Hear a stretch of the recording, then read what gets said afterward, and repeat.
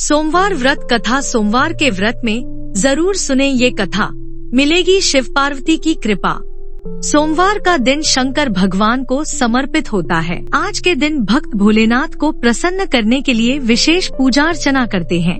देवों के देव महादेव बहुत ही भोले माने जाते हैं, इसलिए उनका एक नाम भोलेनाथ भी है।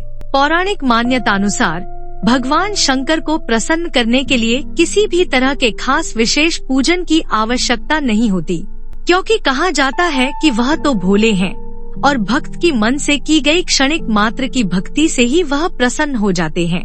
अगर आप भी शिव की भक्ति और कृपा पाने के लिए सावन के सोमवार का व्रत करते हैं, तो इस कथा से भोलेनाथ को प्रसन्न कर सकते हैं। एक बार किसी एक नगर में एक साहूकार था। उसके घर में धन की कोई कमी नहीं थी, लेकिन कोई संतान न होने के कारण वह बहुत दुखी था। संतान प्राप्ति के लिए वह हर सोमवार को व्रत रखता था और पूरी श्रद्धा के साथ शिव मंदिर जाकर भगवान शिव और माता पार्वती की पूजा करता था। उसकी भक्ति देखकर एक दिन माँ पार्वती प्रसन्न होकर भगवान शिव से साहूकार की मनोकामना पूर्ण करने का निवेदन किया। पार्वती जी के आग्रह पर भगवान शिव ने कहा कि हे पार्वती, इस संसार में हर प्राणी को उसके कर्मों का फल मिलता है और जिसके भाग्य में जो हो उसे भोगना ही पड़ता है। लेकिन पार्वती जी ने साहूकार की भक्ति देखकर उसकी मनोकामना पूर्ण करने की इच्छा व्यक्त की।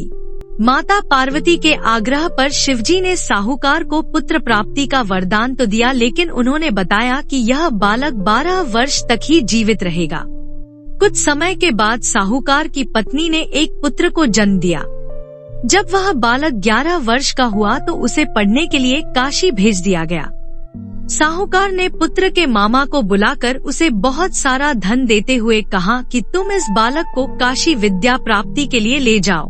तुम लोग रास्ते में यज्ञ कराते जाना और ब्राह्मणों को भोजन दक्षिणा देते हुए जाना। दोनों मामा भांजे इसी तरह यज्ञ कराते और ब्राह्मणों को दान दक्षिणा देते काशी नगरी निकल पड़े। इस दौरान रात में एक नगर पड़ा, जहां नगर के राजा की कन्या का विवाह था, लेकिन जिस राजकुमार से उसका विवाह होने वाला था वह एक आंख से काना था। राजकुमार के पिता ने अपने पुत्र के काना होने की बात को छुपाने के लिए सोचा, क्यों न उसने साहूकार के पुत्र को दूल्हा बनाकर राजकुमारी से विवाह करा दूं। विवाह के बाद इसको धन देकर विदा कर दूंगा और राजकुमारी को अपने नगर ले जाऊंगा। लड़के को दूल्हे के वस्त्र पहनाकर राजकुमारी से विवाह करा दिया गया। साहूकार का पुत्र ईमानदार था, उसे यह बात सही नहीं लगी, इसलिए उसने अवसर पाकर राजकुमारी के दुपट्टे पर लिखा कि तुम्हारा विवाह तो मेरे साथ हुआ है, लेकिन जिस राजकुमार के संग तुम्हें भेजा जाएगा वह एक आंख से काना है। मैं तो काशी पढ़ने जा रहा हूँ। जब राजकुमारी ने चुन्नी पर लिखी बातें पढ़ी तो उसने अपने माता पिता को यह बात बताई। राजा ने अपनी पुत्री को विदा नहीं किया, फिर बारात वापस चली गई। दूसरी ओर साहूकार का लड़का और उसका मामा काशी पहुँचे और वहां जाकर उन्होंने यज्ञ किया। जिस दिन लड़का 12 साल का हुआ उस दिन भी यज्ञ का आयोजन था। लड़के ने अपने मामा से कहा कि मेरी तबीयत कुछ ठीक नहीं है। मामा ने कहा कि तुम अंदर जाकर आराम कर लो। शिवजी के वरदानुसार कुछ ही देर में उस बालक के प्राण निकल गए। मृत भांजे को देख उसके मामा ने विलाप करना शुरू किया। संयोगवश उसी समय शिवजी और माता पार्वती उधर से जा रहे थे। पार्वती माता ने भोलेनाथ से कहा, स्वामी, मुझे इसके रोने के स्वर सहन नहीं हो रहा, आप इस व्यक्ति के कष्ट को अवश्य दूर करें। जब शिवजी मृत बालक के समीप गए तो वह बोले कि यह उसी साहूकार का पुत्र है, जिसे मैंने 12 वर्ष की आयु का वरदान दिया था।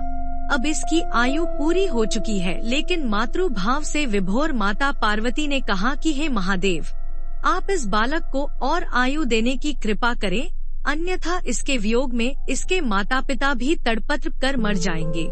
माता पार्वती के पुण्य आग्रह पर भगवान शिव ने उस लड़के को जीवित होने का वरदान दिया। शिवजी की कृपा से वह लड़का जीवित हो गया। शिक्षा पूरी करके लड़का मामा के साथ अपने नगर की ओर वापस चल दिया। दोनों चलते हुए उसी नगर में पहुँचे जहाँ उसका विवाह हुआ था। उस नगर में भी उन्होंने यज्ञ का आयोजन किया। उस लड़के के ससुर ने उसे पहचान लिया और महल में ले जाकर उसकी खातिरदारी की और अपनी पुत्री को विदा किया। सबकी मनोकामनाएं होती हैं पूर्ण। इधर साहूकार और उसकी पत्नी भूखे प्यासे रहकर बेटे की प्रतीक्षा कर रहे थे। उन्होंने प्रण कर रखा था कि यदि उन्हें अपने बेटे की मृत्यु का समाचार मिला तो वह भी प्राण त्याग देंगे, परंतु अपने बेटे के जीवित होने का समाचार पाकर वह बेहद प्रसन्न हुए। उसी रात भगवान शिव ने साहूकार के स्वप्न में आकर कहा, है श्रेष्ठी, मैंने तेरे सोमवार के व्रत करने और व्रत कथा सुनने से प्रसन्न होकर तेरे पुत्र को लंबी आयु प्रदान की है। इसी प्रकार जो कोई सोमवार व्रत करता है या कथा सुनता और पढ़ता है उसके सभी दुख दूर होते हैं और सभी मनोकामनाएं पूर्ण होती हैं।